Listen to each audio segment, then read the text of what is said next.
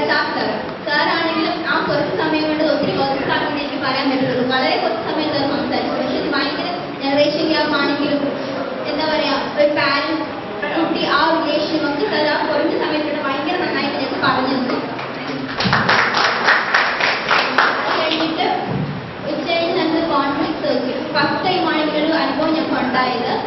അത് ശരിക്കും ഇവിടെ 40 പേര് ഞങ്ങൾ പല ഡിപ്പാർട്ട്മെന്റിൽ നിന്ന് വന്ന് കുട്ടികളൊക്കെ. അപ്പം ഞങ്ങൾക്ക് അറിയത്തില്ല, കുറെ പേര് അറിയാം, കുറച്ച് പേര് അറിയത്തില്ല. അപ്പം ഒരു കാര്യം ഒരാൾക്കാരോട് ഷെയർ ചെയ്ത് വെച്ചിട്ടുണ്ടെങ്കിൽ ആദ്യം ബുദ്ധിമുട്ട് തോന്നി, എങ്ങനെ ഞങ്ങൾ ഷെയർ ചെയ്യാൻ വിശ്വാസത്തിലൊക്കെ എന്തെങ്കിലും ഫീലിങ്സ് പറയാന്നൊക്കെ. പക്ഷെ അതൊന്നും ഉണ്ടായില്ല. പറഞ്ഞു ഞങ്ങൾക്ക് നിർത്താൻ പറ്റില്ല. അതൊരു കണ്ടിന്യൂസ് ആയിട്ട് ഞങ്ങൾ സംസാരിച്ചുകൊണ്ടിരിക്കുകയായിരുന്നു.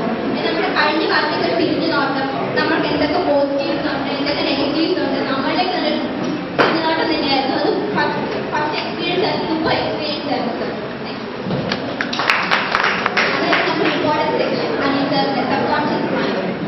ഈ സബ്കോൺഷ്യസ് മൈൻഡ് ലൈഫ് ജീവിതത്തിൽ ഇത്രയും പ്രാധാന്യമുണ്ടെന്ന് എനിക്ക് ഇന്നലെയാണ് മനസ്സിലായത്. അതായത് നമ്മൾ ഫസ്റ്റ് നമ്മൾ ട്രെയിൻ ചെയ്ത് നമ്മൾ സബ്കോൺഷ്യസ് മൈൻഡിനാണ് പഠിപ്പിച്ചത്.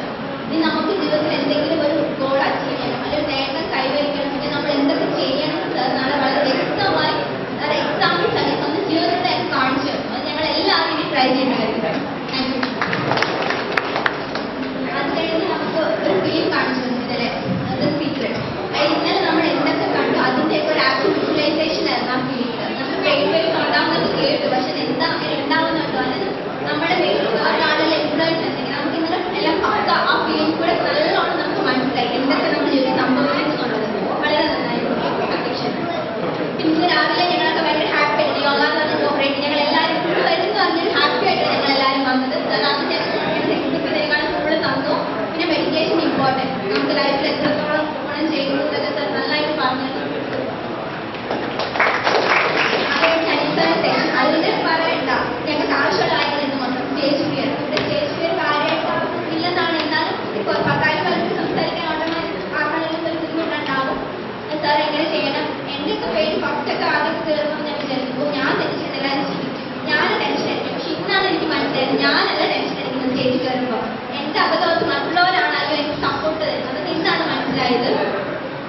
ഒത്തിരി സാർ അത് നന്നായിട്ട് സ്റ്റേജ് ഫിയറിന് ആർക്കും ഉണ്ടാവില്ലെന്ന് ഞാൻ വിശ്വസിക്കുന്നു. അതുപോലെ തന്നെ അതിന് എനിക്കാണ് നമ്മുടെ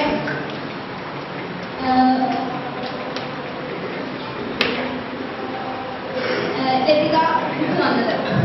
മിസ്സാണ് ആ മാം വന്നപ്പോൾ ഒരു പൊതുപ്രവർത്തക എന്നൊക്കെ ഞാൻ കേട്ടിട്ടുണ്ടെന്നല്ലാണ്ട് ഇങ്ങനെ കണ്ടിട്ടൊന്നുമില്ല. കുറെ പേരുടെ പേര് നമ്മളെന്തൊക്കെ ചെയ്യുന്നത് പൊളിറ്റീഷ്യനും കൂടെയാണ്. അപ്പം ആ മിസ് നമുക്ക് നമ്മുടെ ജനറേഷൻ